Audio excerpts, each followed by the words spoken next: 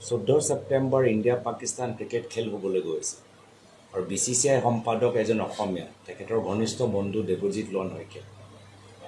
আজি পেলগামৰ পিছত কিয় ক্ৰিকেট খেলিব লাগে তেওঁ যদি ইমানে দেশ প্ৰেমী সেই BCCI খেলটো বাতিল কৰা এটা আহ্বান দিব লাগিছে মই নিজৰ ফালৰ পৰা আহ্বান জনাইছোঁ BCCI আশা কৰোঁ যে হিমন্ত বিশ্ব শৰ্মা ডাঙৰীয়াও একে নিজৰ স্পষ্টতাৰে BCCI নিজৰ বন্ধুজনক এই ক্ৰিকেট খেল বাতিল কৰিবলৈ এটা সুযোগ দিব 14 ছেপ্টেম্বৰ ইণ্ডিয়া পাকিস্তান ক্ৰিকেট খেল হ'বলৈ গৈ আছে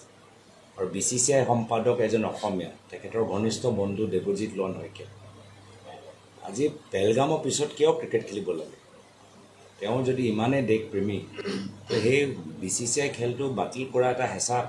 এটা আহ্বান দিব লাগিছে